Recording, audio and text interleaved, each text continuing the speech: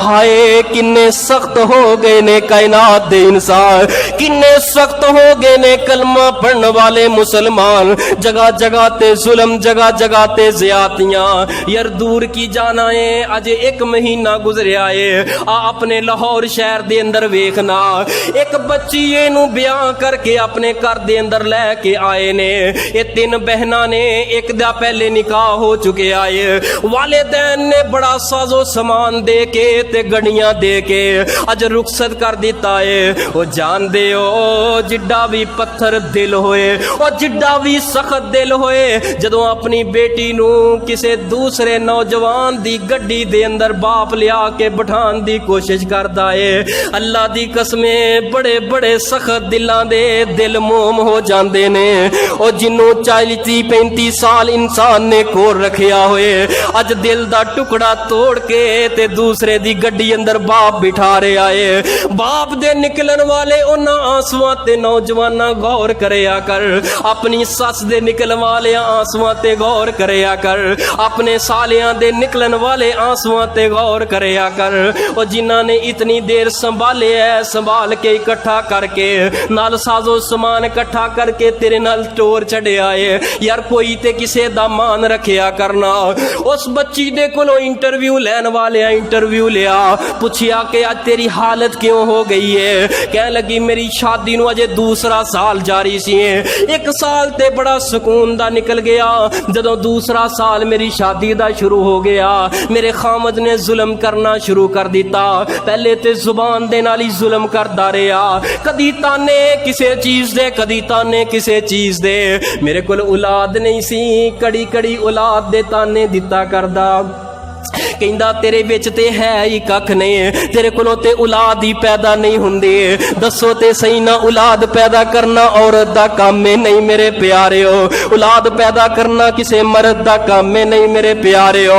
औलाद रब दे कब्जाए कुदरत दे अंदर है। कहंदा तेरे अंदरों ते औलाद ही नहीं हुंदी। कहंदी 1 साल तक मेरे ते जुल्म करदा रहा, हत्ता के हाथ चुकदा रहा, हाथों भी आगे बढ़ गया है। एक पैप फड़ लिया, कई दिन तक मैनू भुखिया अंदर ताड़ छड़दा, लेकिन मैं सबर करदी रही। अज मैं बुढ़े बाप नू दसांगी ते मेरा दुख किते बुढ़ा बरदा बाप बर्दाश्त ही ना कर पाए।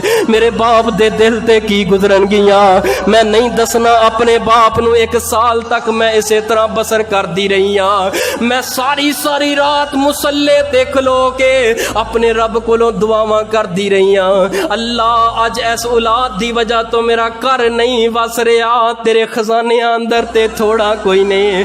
अल्लाह तेरे खजाने अंदर ते कमियां कोई नहीं। अल्लाह तू एक बेटी या बेटा दे दे, औलाद दे दे। अगर बेटे बेटी आउन दी वजह दे नाल तेरी एक बंदी दा घर वस जाए, मेरी जिंदगी सुकून ना गुजर जाए। कह लगी मैं दुआवां कर दी आखिरकार अल्लाह ने मेरी दुआ नू कबूल कर लिया। जदों दुआ कबूल हो गई, वक्त आ गया डिलीवरी दा।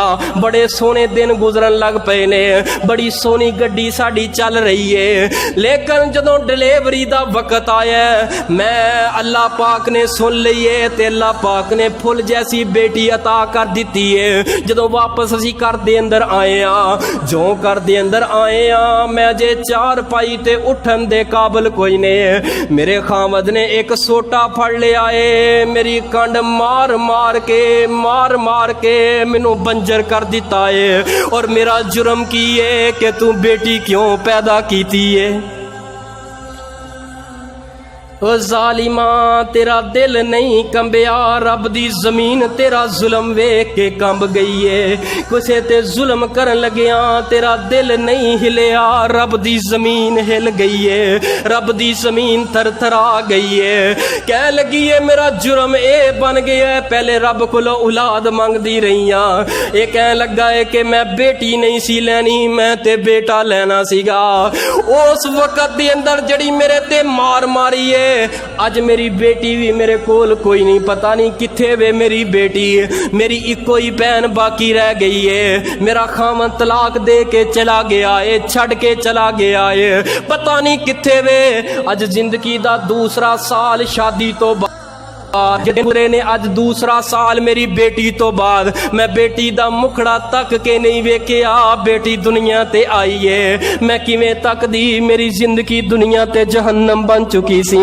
गल गल ते मेरा खामद मैनू जलील करदा सी, गल गल ते मैनू तंग करदा सी, गल गल ते मेरे ते जुल्म दे पहाड़ तोड़ देंदा सी। मैं बेटी दा चेहरा ही की वेखना सीगा।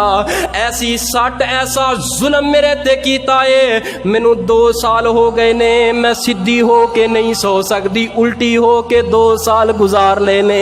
मेरी छोटी बहन मैनू दवाई दे छड़ दी है, मेरी छोटी बहन आके खाना खिला छड़ दी है। लेकिन मैं अपील करनी कैमरे दे सामने अंज हाथ बन के उस बेटी दी तमन्ना की सीगी, उस बेटी दी आरजू की सच चकवा लियो। दिल कंब जान के ओदे अल्फाज सुन के कह लगी है, मैं इको ही बिनती करांगी, इको ही मैं हाथ जोड़ के दुआ करांगी, इको ही गुजारिश करांगी। ओ मेरे पाकिस्तानियों, तुहानू अल्लाह ने बड़ियां दौलतां दे नाल नवाजिया है। मैं सदा अपनी भैन नू बिठा ते नहीं सकदी, चंद दिन बाकी ने मेरी भैन दा निकाह हो जाना है। ना मेरी मां है, ना मेरा बाप है, ना मेरा खामद है, ना मेरी कोई धी है, ना मेरा कोई भरा है। मैनू संभालन वाला कोई नहीं। अल्लाह दा वास्ता जे मेरे सिर ते शफकत दा हाथ रखिया जे। हाय जुल्म कर लगे हैं यार, तू क्यों नहीं डरदा, तेरा दिल क्यों नहीं कंबदा। आपने फरमाया जेड़ा जुल्म है ना जुल्म, अल्लाह पाक दुनिया ते इंसान नू सजा जरूर दे देंदे ने जालिम बंदे नू।